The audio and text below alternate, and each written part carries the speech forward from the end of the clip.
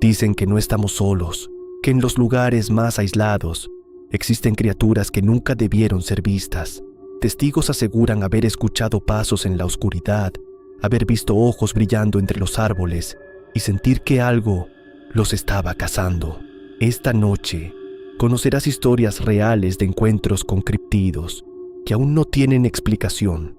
Pero antes de comenzar, no olvides suscribirte y activar la campanita, porque después de esto podrías empezar a mirar diferente lo que se esconde en la oscuridad.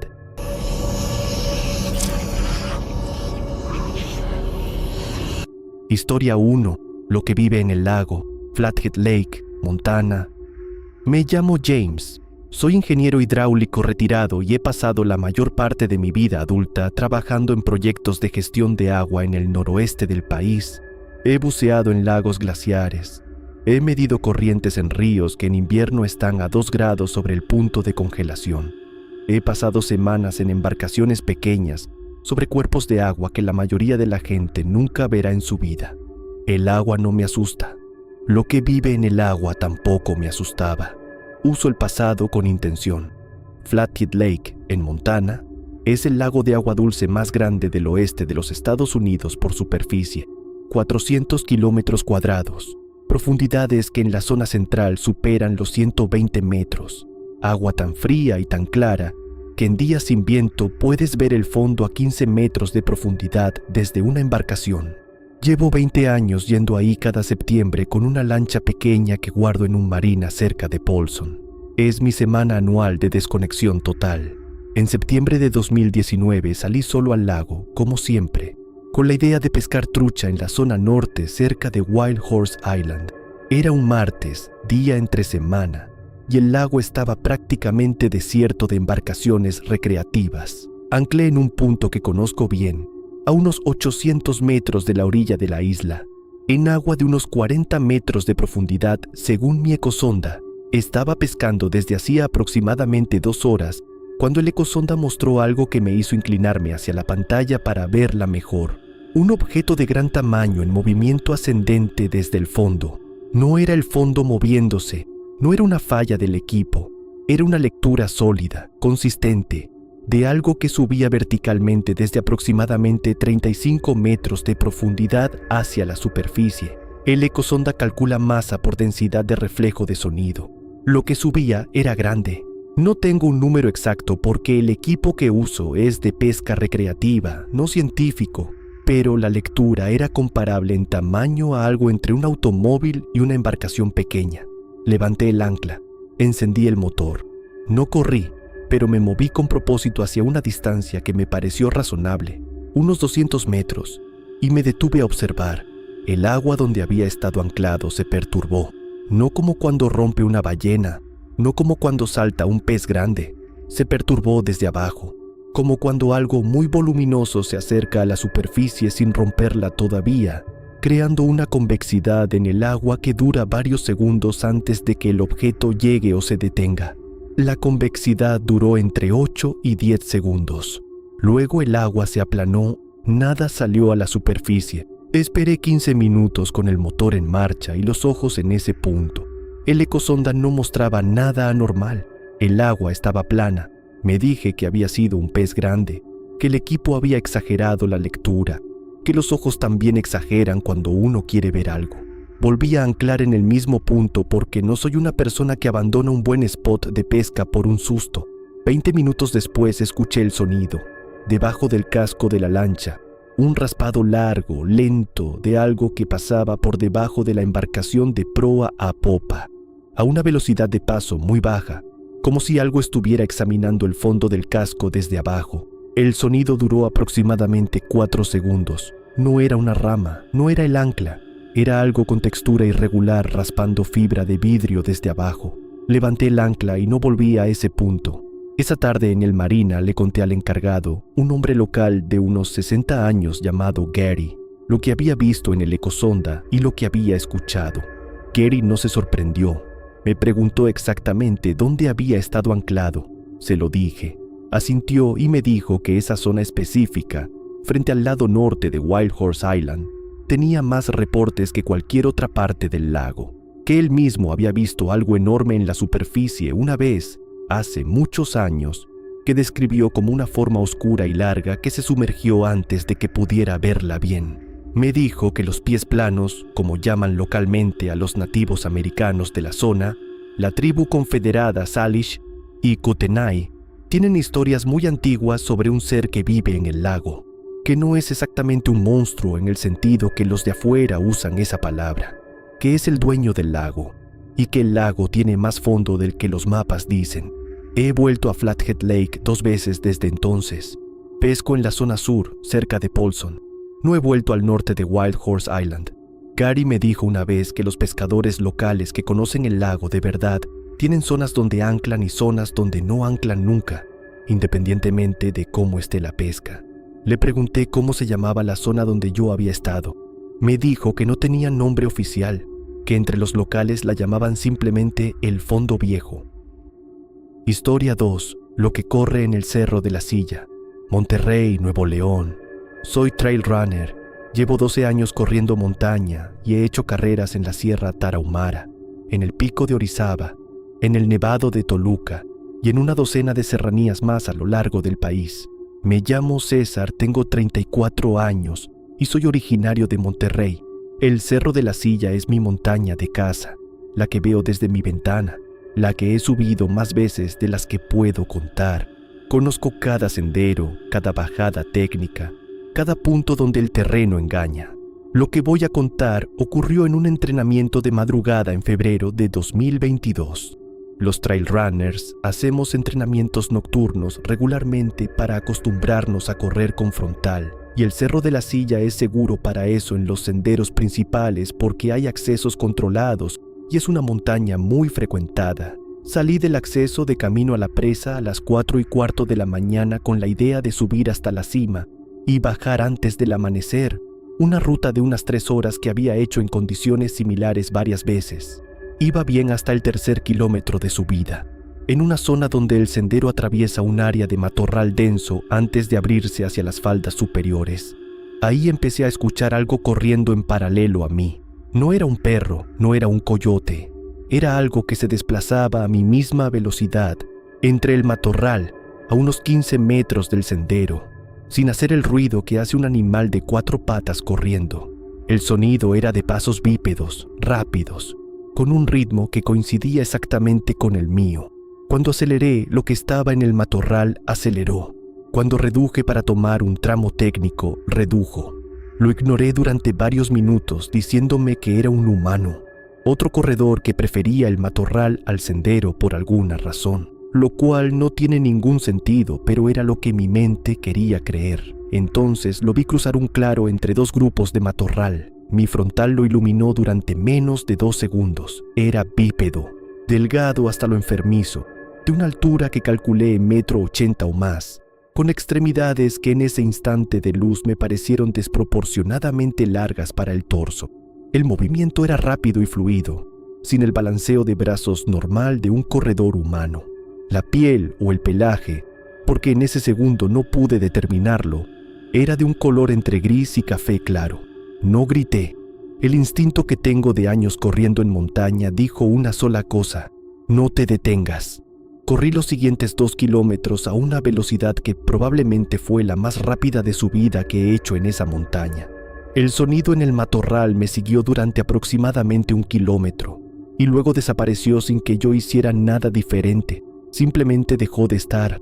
Llegué a la cima, recuperé la respiración, esperé el amanecer porque no iba a bajar por el mismo sendero de noche y bajé cuando había suficiente luz natural.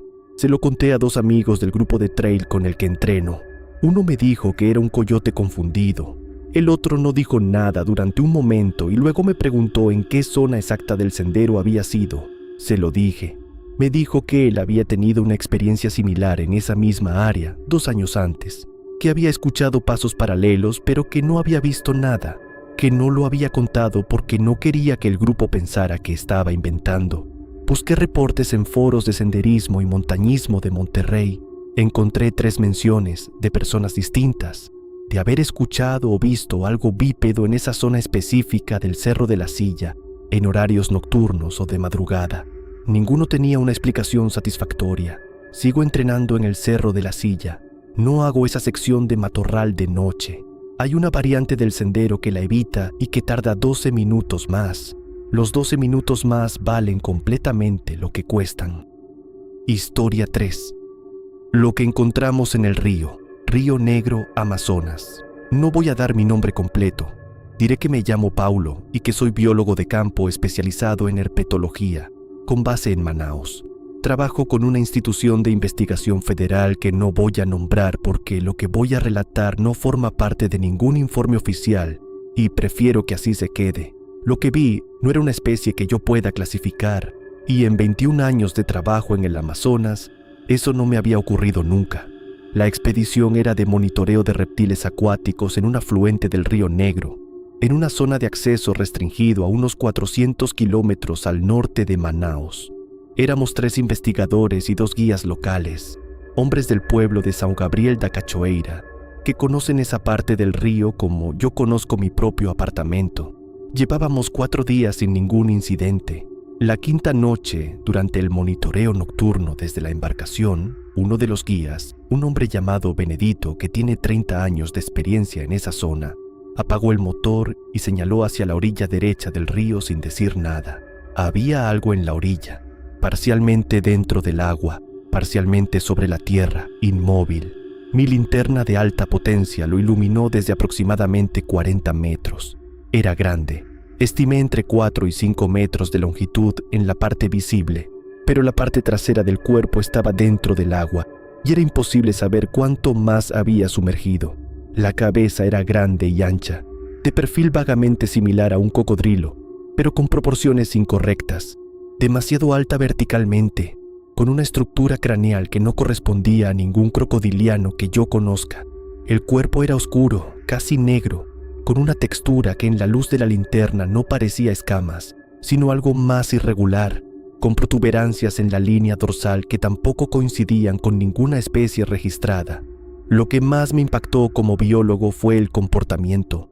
Los cocodrilos y caimanes, cuando son iluminados de noche, reflejan los ojos en naranja o rojo brillante. Este animal no reflejó nada. Los ojos, que eran grandes y laterales como los de un cocodriliano, absorbían la luz sin devolverla, un detalle que no tiene explicación zoológica satisfactoria. Benedito en voz muy baja me dijo una palabra en su lengua, que es el Nengatu, que yo entiendo parcialmente. La palabra que dijo era el nombre local del Yakumama, la serpiente madre de las aguas. Me dijo que no apuntara la linterna directamente a los ojos, que si lo hacía, el animal entendería que estábamos retándolo.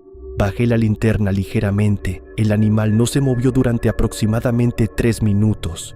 Luego, con una lentitud que para su tamaño era perturbadora, se deslizó al agua sin casi perturbarlo. Desapareció en menos de 10 segundos. Benedito encendió el motor y nos alejamos río arriba sin hablar. Esa noche registré en mis notas de campo lo que había visto con el lenguaje técnico que uso siempre. Escribí dimensiones estimadas, características morfológicas observadas, comportamiento. Al día siguiente lo leí y lo borré, no porque no fuera verdad, sino porque no tenía el vocabulario científico para describir algo que no debería existir. Y un reporte que no puede clasificarse dentro de ningún marco conocido no es un reporte, es un problema. Benedito, antes de que nos separáramos al terminar la expedición, me dijo algo que no he podido dejar de pensar. Me dijo que lo que habíamos visto no era raro para ellos, que aparece cada cierto número de años en esa zona del río, que los pescadores locales saben cuándo ha estado cerca porque los peces desaparecen del área durante días antes de que llegue y días después de que se va, como si el río entero supiera que está ahí y se hiciera a un lado. Le pregunté qué era exactamente, según ellos.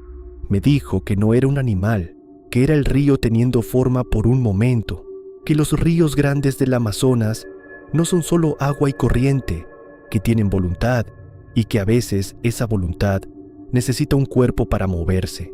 No tengo formación para evaluar esa afirmación. Lo que sí tengo son las notas que borré, que en realidad no borré del todo, sino que guardé en un archivo separado que no comparto con nadie, y la imagen de esos ojos que no reflejaban luz mirándome desde la orilla en la oscuridad del Río Negro. Historia 4. lo que bajó del Mombacho, Volcán Mombacho, Nicaragua. Soy guarda de recursos naturales en la Reserva Natural Volcán Mombacho desde hace 9 años. Prefiero no dar mi nombre completo por razones que van a quedar claras. Díganme, Fernando, tengo 41 años, soy de Granada y conozco ese volcán mejor que la mayoría de las personas que lo visitan o que trabajan en él. Conozco sus senderos, sus zonas de niebla permanente, sus quebradas, su fauna.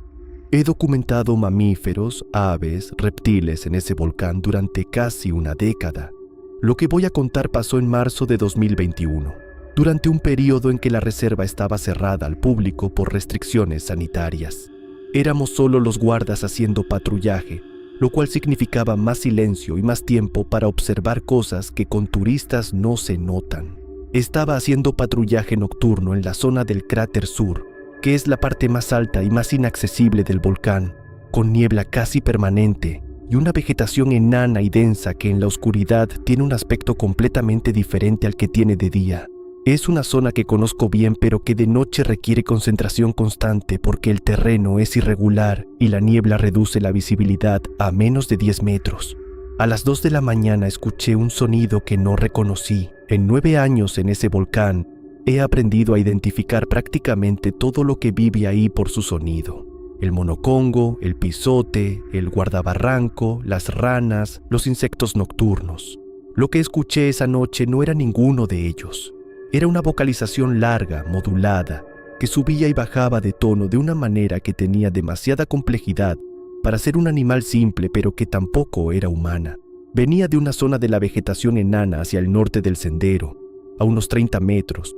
Me detuve y apagué mi linterna porque en la niebla la luz propia te ciega más de lo que ayuda. La vocalización continuó durante varios minutos, cambiando de posición, moviéndose lentamente hacia el este. Luego se detuvo. Lo que siguió fue silencio total. No el silencio relativo de cuando uno deja de hacer ruido. Silencio absoluto. De esos en que el volcán parece contener la respiración, en que hasta los insectos callan. Ese tipo de silencio en el Mombacho de noche significa una sola cosa en mi experiencia. Algo grande está en el área y todo lo demás lo sabe. Encendí la linterna. Había algo de pie en el sendero a unos 15 metros.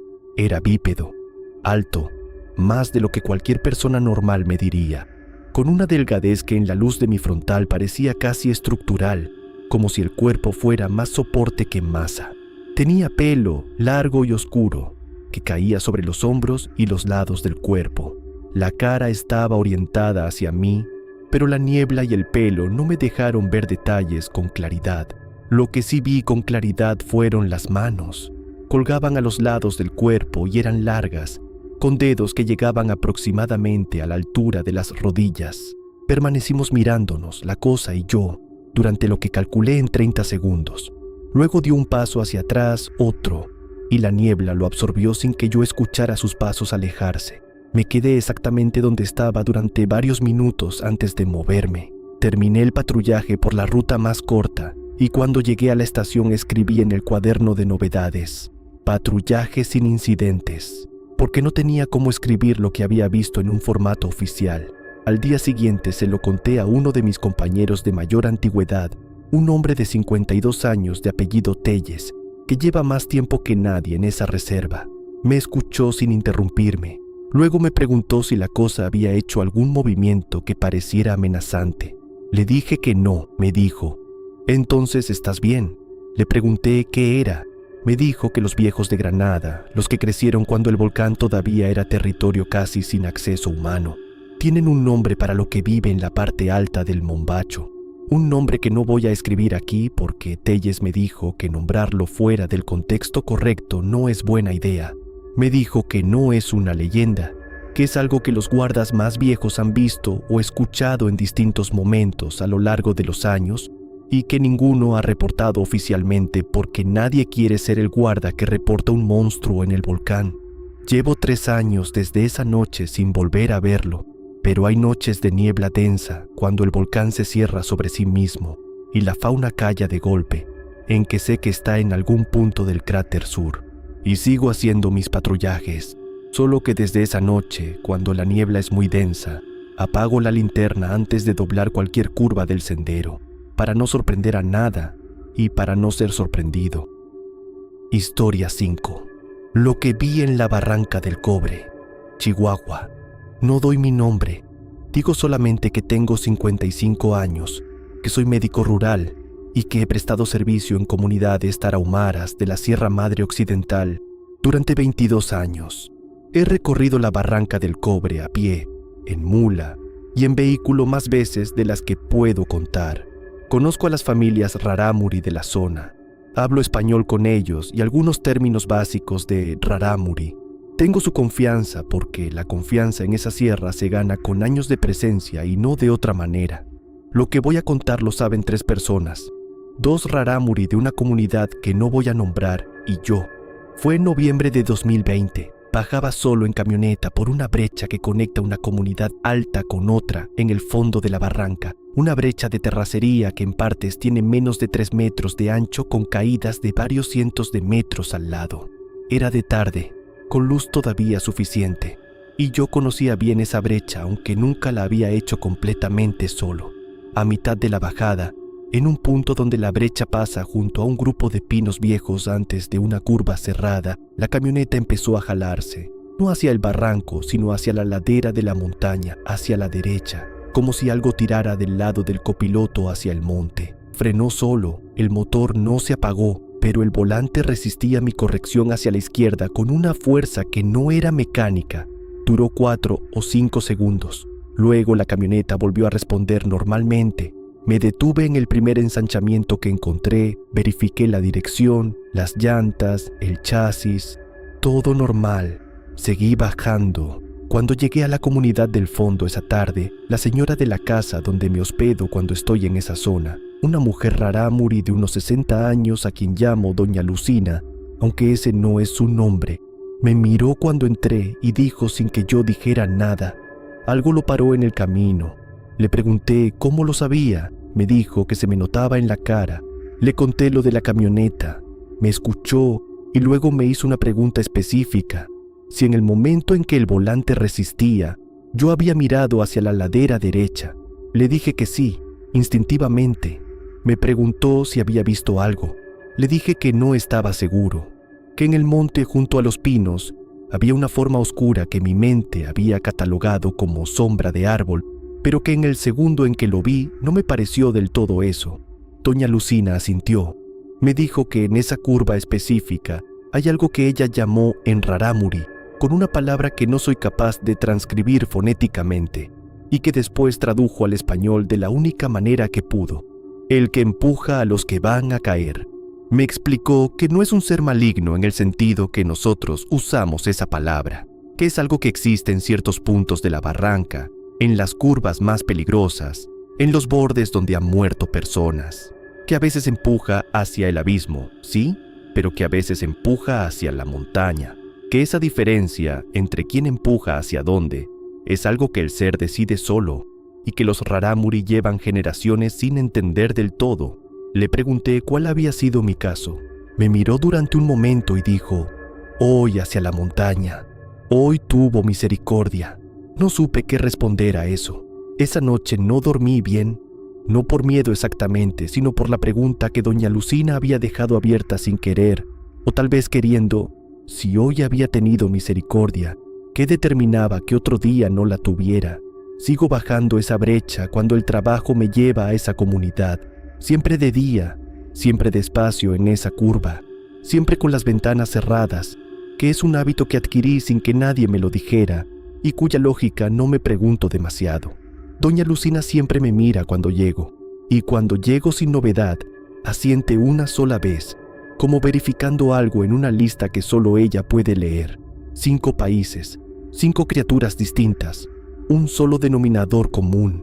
En cada lugar donde ocurrieron estos encuentros, había personas que ya lo sabían, que llevaban generaciones sabiéndolo, y que nunca habían necesitado que nadie de afuera viniera a confirmárselo. Gracias por escuchar Creepy TV. Si te gustaron estas historias, no olvides suscribirte y activar la campanita para más relatos de terror cada semana. Y si tú tienes una historia extraña, paranormal o aterradora que quieras compartir, puedes enviarla a nuestro correo. Tal vez tu historia sea la próxima en aparecer aquí en Creepy TV. Gracias por acompañarnos esta noche. Y recuerda, no todas las historias son solo historias,